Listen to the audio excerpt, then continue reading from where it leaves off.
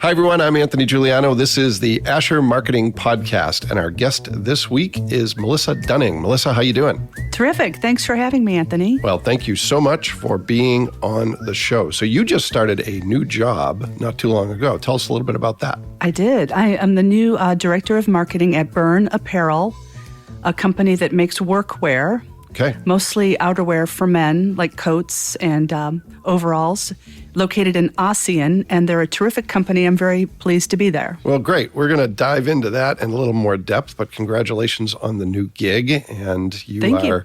Back in the office now, or are you still working remotely? Back in the office. Okay. All right. Well, that's a chance to meet your new coworkers, yes. I guess. Yeah, I'm glad to be there. Yeah. Well, again, thanks for being here. As you know, and thanks for listening to some other episodes. As you know, we talk about three things: career path, your organization, and that can be organizations, because I know you're involved in some volunteer efforts as well. And then we talk about some of the things you're working on. So I want to start with career path.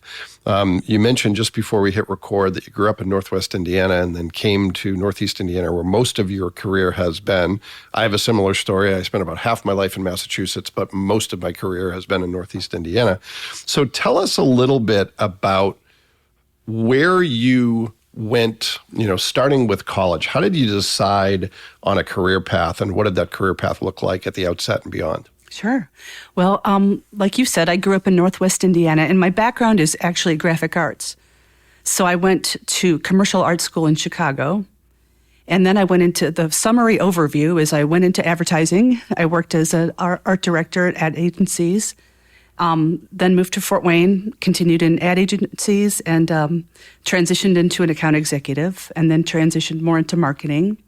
Got a marketing degree along the way at then IPFW. Yep.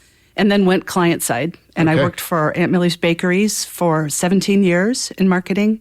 And now I'm at Byrne Apparel in marketing. All right. So let's talk a little bit about a couple things. The graphic design world, back when you started your career. I mean, I did a very, very little bit of bad graphic design early in my career because I was sort of a jack of all trades in one of my early jobs, and it was PageMaker 6.5 is what I think I learned graphic design on.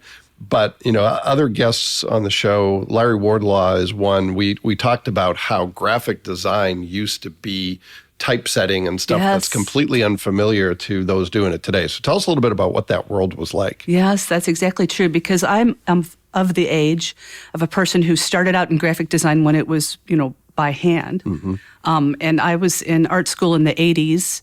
And when I started my first professional job, that was kind of right before digital or, computer graphics took over everything. So I was on both sides of that divide. Yeah. And I've had conversations with other people in the industry about, how the young graphic designers that came up after the Apple revolution and after the computer revolution didn't have the same experience of knowing what hands-on graphic arts was all about, like cutting rubylith and drawing with the rapidograph pens and, using X-Acto knives and so on. And so it was a pretty interesting time and a big challenge. And I think a lot of graphic designers at that time, the stories about like the film industry when they went to sound and some of the actors couldn't adapt to speaking roles.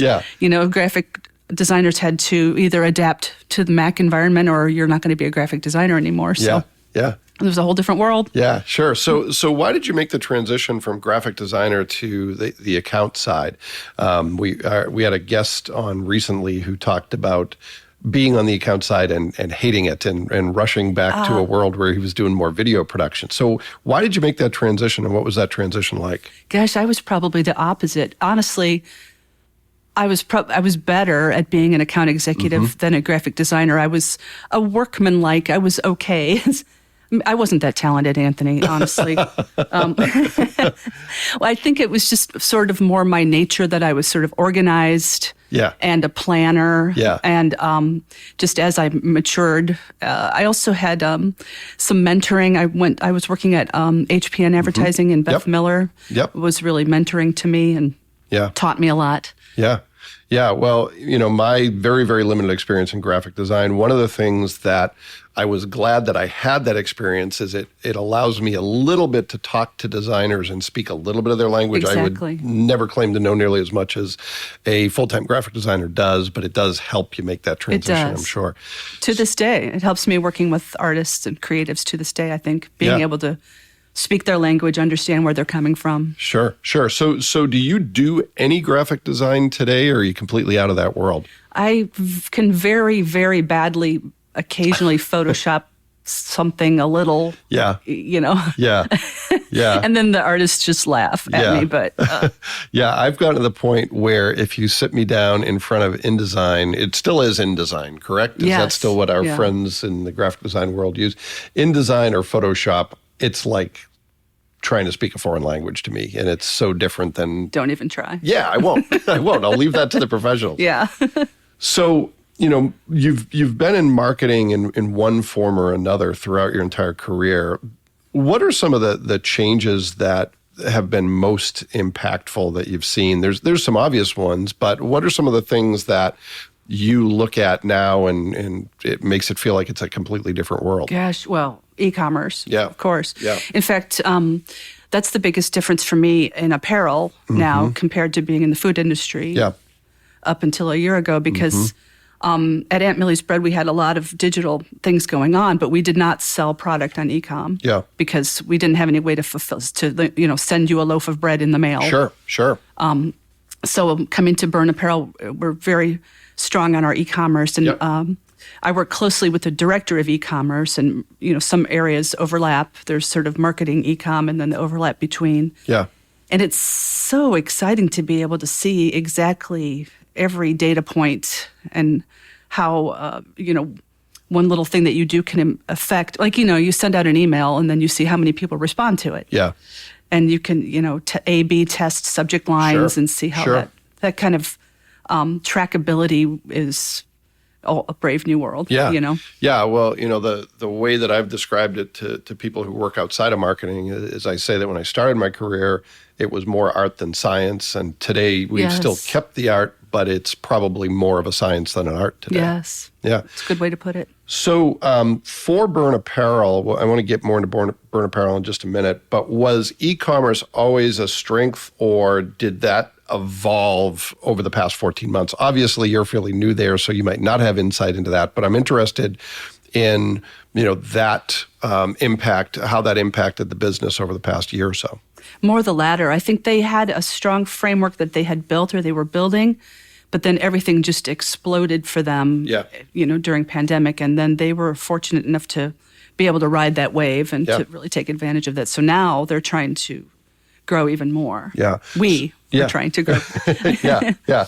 It's still probably reflexive to refer to them as they. Yeah. So one thing I wanted to talk about with your career path, and I know you're a fairly humble person, so you might not want to talk about this much, but I'll drag it out of you, is your receipt of the Silver Medal Award. Yes, that was a very moving honor. Yeah. So if I have it right, this is the Advertising Federation of Fort Wayne recognizes it's fairly annually, although it's not locked into every year, someone who has made an impact in their career in marketing in one form or another in Northeast Indiana. So tell me a little bit about when you learned you were the recipient of the Silver Medal Award.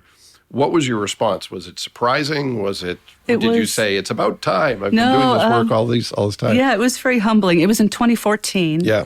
And I actually shared that year with Tom Borney. Oh, that's right. He received the silver medal that year as well. I forgot that you were co-recipients, yeah. So it was a very big honor. It was very moving, and tried to keep it humble.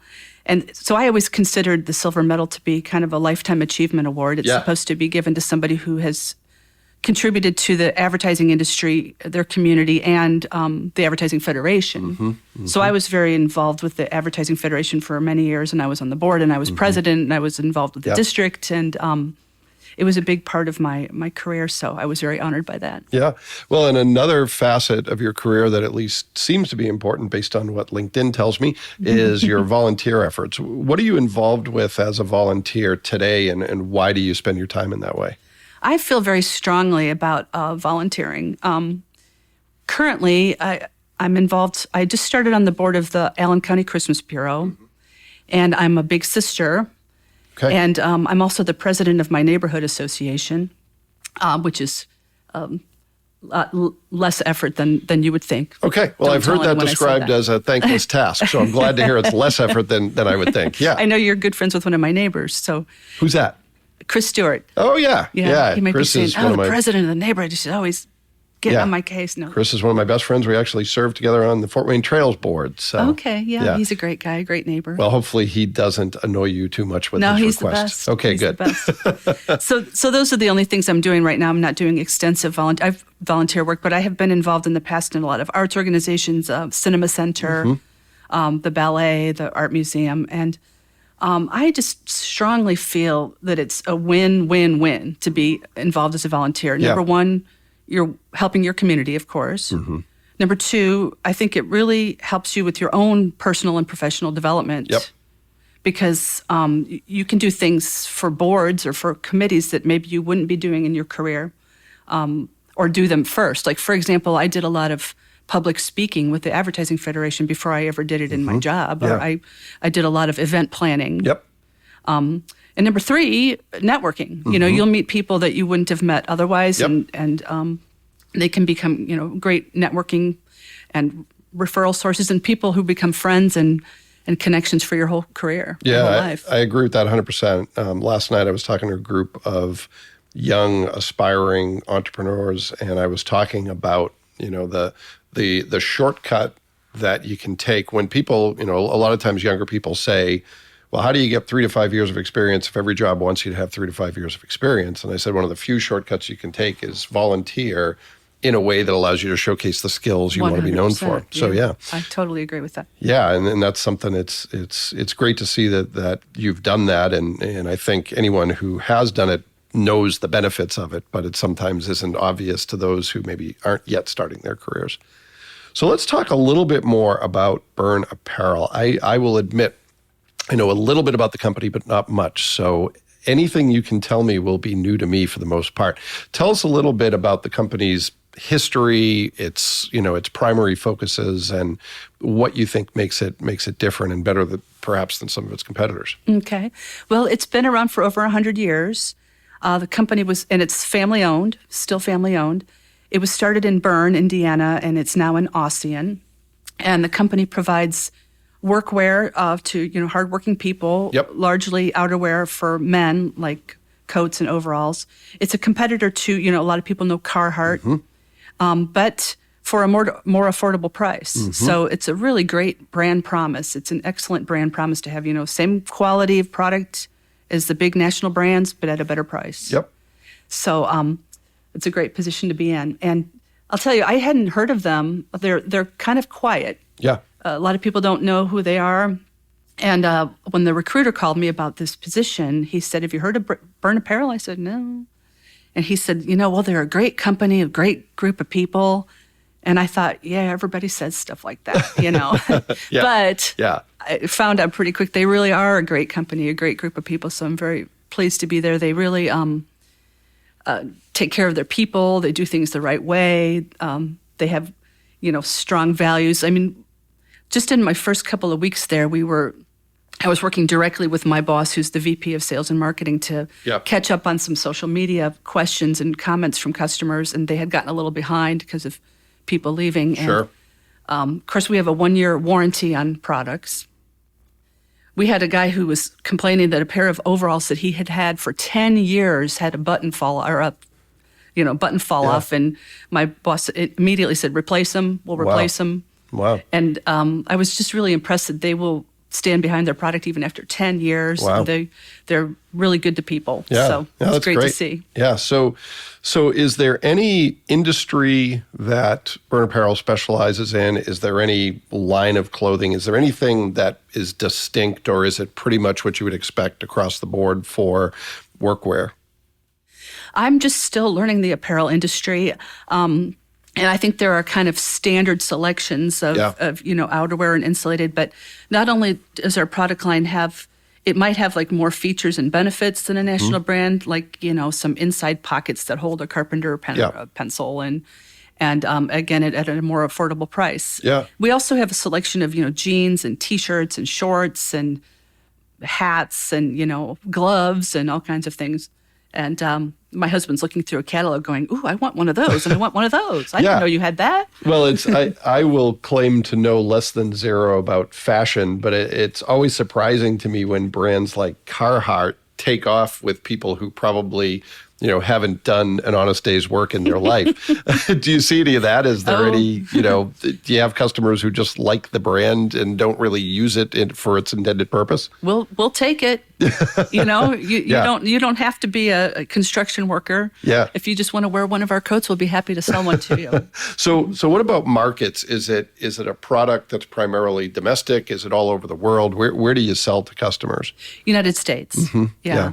And so we do sell in retail in stores like Rural King or Tractor Supply Company. Yep. And then our e-commerce through burndirect.com and through Amazon. So Amazon is a whole other ball game that I'm learning too. Yeah, sure. So what's that been like? I'm fascinated by this and curious, maybe for selfish reasons. I have no intention anytime soon of going and doing something else, but I've been at Asher for 17 years, about the same amount of time you were at Millie's, and it's terrifying and fascinating to me at the same time, thinking of the prospect of learning a completely new industry. What's that been like? It's been like drinking out of a fire hose while trying to stand up in a whirlwind during a hurricane or something. That's a lot of metaphors combined. Okay, that was a mess. But it's been exciting though, because my goal when I was job searching was I wanted to find something where I could really use my experience. I have a lot of years of experience, but also continue to learn and grow. Yeah. And I feel like I'm really achieving that, and work for a company that's doing some good work and a good company. So I feel very fortunate to be achieving all those goals. Yeah, well, that's great. Well, I'm glad it's a positive, because like I said, it somewhat terrifies me, the thought if I had to ever do it myself. What are let's talk about some of the projects you're working on. I would imagine that the thing that's taking up most of your time is learning a new industry and learning about the company. And what are some specific things you're focused on as you seek to get to know the company a little better? I'm working on sort of two big categories of things right now. One is a branding analysis, and of course, so I'm doing a big branding review of all the on-product branding, and I really strongly feel that in branding, my definition of branding is everything matters. Of course, I stole that from Starbucks, so only steal from the best. So just really trying to analyze every touch point of the brand. And they really do have a good, strong, solid brand and consistency. But just, where are we with it? Does it need to be revised at all? And the other big thing we're trying to work on is a brand awareness campaign. Because the company has got just about everything going for it except for brand awareness. Yeah. I mean, we've got a great product line. We've got a great distribution system. We've got an excellent e-commerce framework in place and retailer, situation in place. And we've got really good brand loyalty from existing customers. But the one thing that we don't have is strong brand awareness. So I'm thinking that if we can launch some brand awareness campaigns to get people to know who we are and recognize who we are, it could really help. And we're even trying to increase our brand awareness here in Northeast Indiana. I mean, even a lot of people in Northeast Indiana don't know who we are. So we're doing some things like we're doing a tree in the Embassy Festival of Trees this year. Never done that before. Sure. We're having a display created for the Fantasy of Lights. Yeah. And I'm hoping to maybe look at some other, just company reputation management and PR, just sending out an occasional press release and saying, we're here, here's what we're doing. Yeah, so I suspect it wasn't intentional that it's been a quiet company. What do you think is the reason for that? Any insight into that? I think modesty. Yeah. Yeah, that's something that I definitely didn't grow up with, the East Coast, and moving to Northern Indiana, I see a lot of it in a corporate and in a business sense. One of the people I talk to frequently is Andrew Booth at MedPro, and he talked about the fact that MedPro didn't even have a sign in front of the building for years, and some of it was that humility and we don't want to make too much of a fuss. Yes, so, draw attention to ourselves. I mean, for example, the company donates a lot of coats to different organizations, especially at maybe, the rescue mission at holiday time and so on, but nobody knows it. Yeah. And they feel like, well, if we bragged about that, that's just not right. We shouldn't be bragging about that. So, well, it's not bragging. I mean, so trying to put ourselves forward and just say we're here. Yeah. Well, and it's a little bit of low-hanging fruit, hopefully, for you, some things that you did for a number of years and now have the chance to do for another company. Is there anything that surprised you or has surprised you as you've gotten to know the company and its people? Anything that you didn't know going in that maybe you expected something different? Oh, gosh. Well, they have some fun.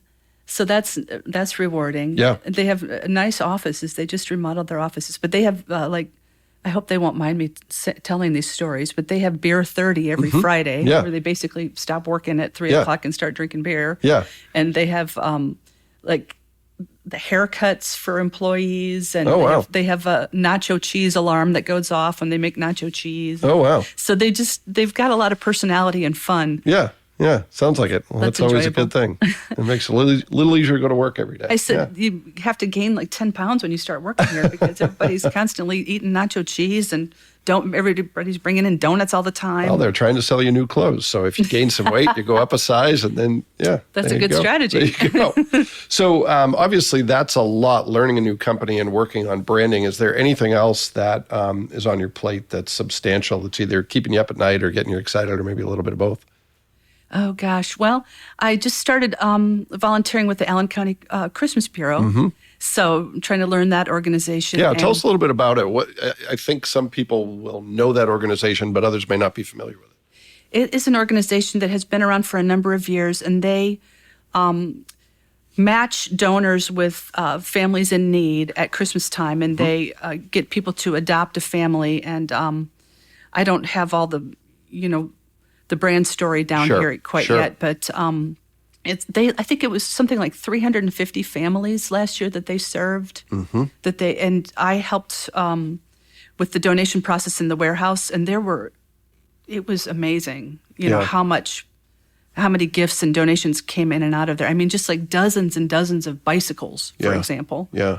So this year, right now, they're looking for a space to do their fulfillment in November 30th through December 3rd or whatever it's going to be. So if anybody listening knows of a warehouse with 2 dock doors and space that can be used for 3 or 4 days, please get in touch with the Allen County Christmas Bureau because we need a space this year. All right. So everybody listen up. And if you know of that, reach out to me or Melissa and we'll get that problem solved. So how did you get involved with that organization? Was it a personal passion? Was it related to your work at Burn Apparel? How did that come together?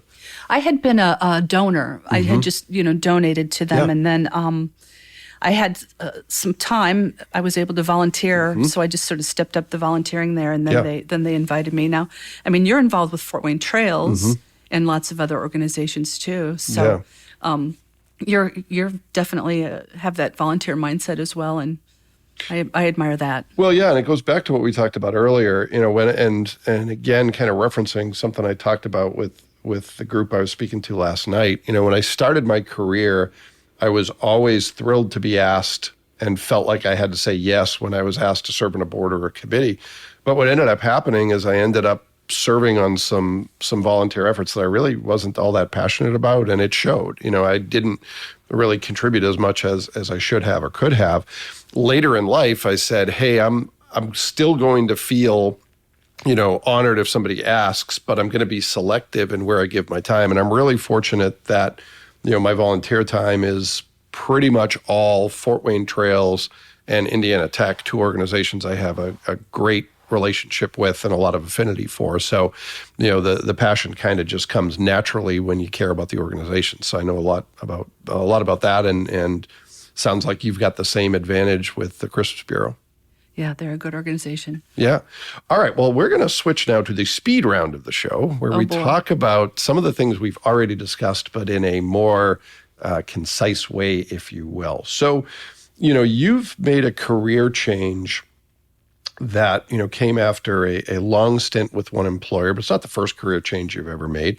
You've also changed what you do a number of different times, although all within the realm of marketing. You went from graphic designer to account executive to client-side marketer.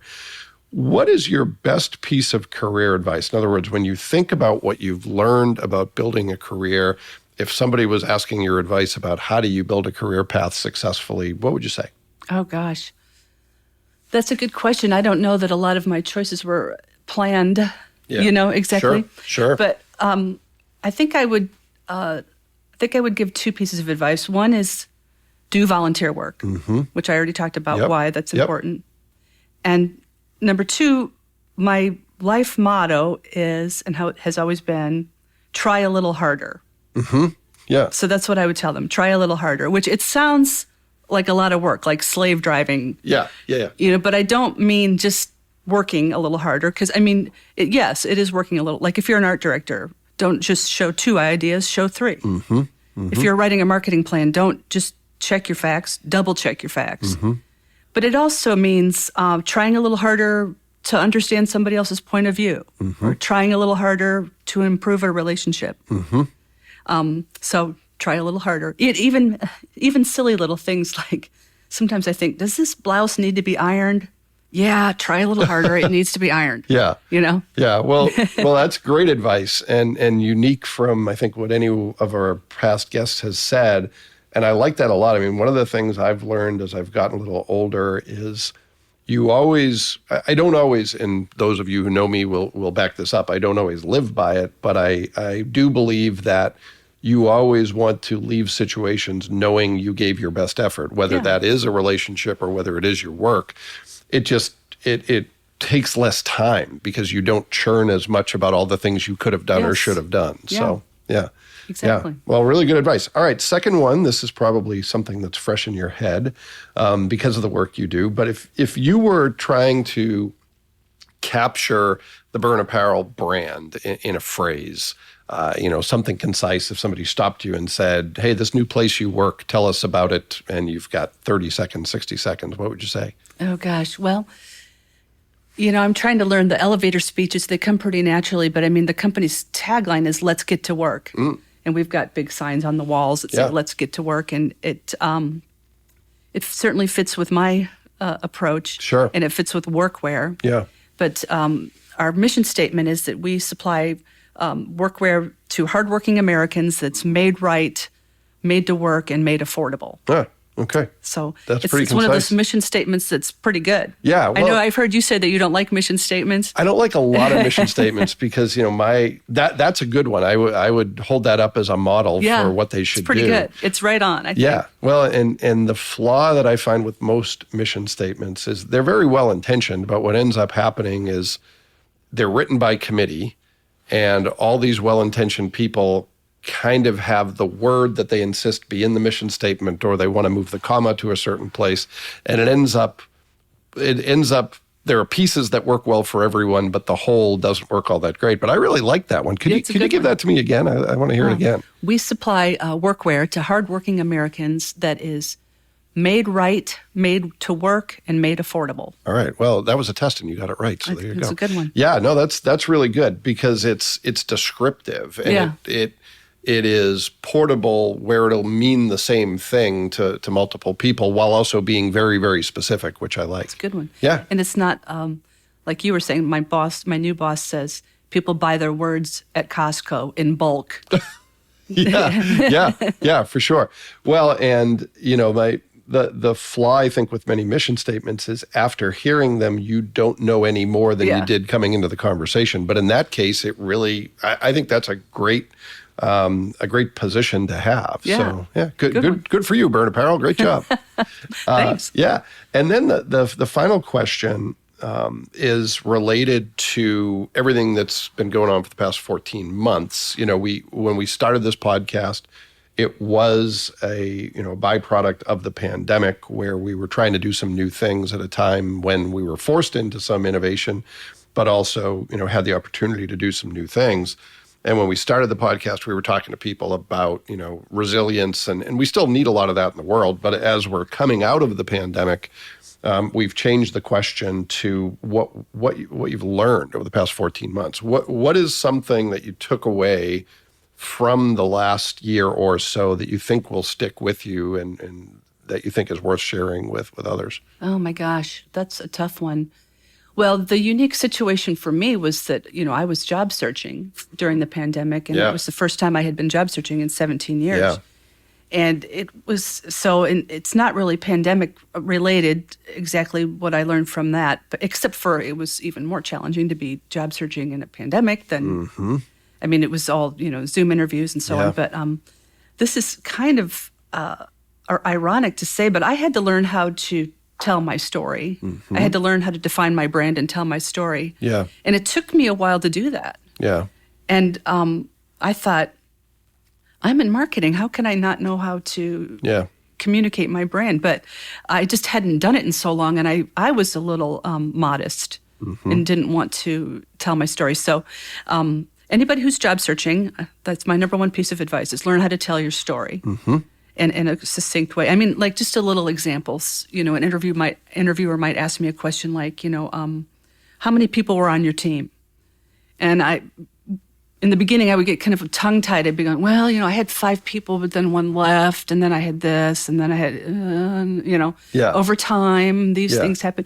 But then, but after a little time went by, I learned to say, well, I led a team of 5 people, Yeah. and I had this, and I had that. You Yeah. just have to learn to tell your story. Yeah. Well, and I think it's for those of us who work in any facet of communication, I think it's way easier to help someone else tell their story than it is to tell your own story. Maybe And that's part of it, yeah. that's something that, we talk about at Asher all the time is we do a really great job of bringing brands to life and helping them tell their stories. And sometimes we forget to tell our own story in the process. I think that's true for us as individuals too. It's way easier to, point the camera at someone else and draw their story out than it is to, decide what our story is. Yeah, I can totally get that. Yeah. So anything, I'll ask you one more question. Is there anything you learned through the challenge of job search during a pandemic that, if someone might experience as the world of work changes that you think is worth knowing? Oh my gosh. Well, I certainly learned a lot about myself. And, people would ask me too questions like, where do you see yourself in 5 years? And, what are you looking for? And I would think, I don't know, Yeah. Yeah. But it made me reflect on those things for myself and what's Yeah. important to me. And I came to some good conclusions. And so it was a really good reflection and growth opportunity for myself as well. Yeah. Well, and it sounds like you've landed at a great place. That's a good match for your I skills. feel very fortunate. in Yeah. that way. Well, congratulations on that for sure. And thanks for giving us some of your time. I know you're busy learning a new company and a new industry. So I appreciate you taking the time to be here with us and share your story as we both figure out what our stories are. Thanks so much for having me, Anthony. It's really enjoyable. I should have brought you a coat from Burn Apparel. I'll send you one. All right. That sounds great. And I'll try not to eat the nacho cheese and upsize myself. So, well, thanks, Melissa. And thanks to everyone who took the opportunity to listen to this week's podcast. We'll be back next week with another great guest, and we hope you'll join us then.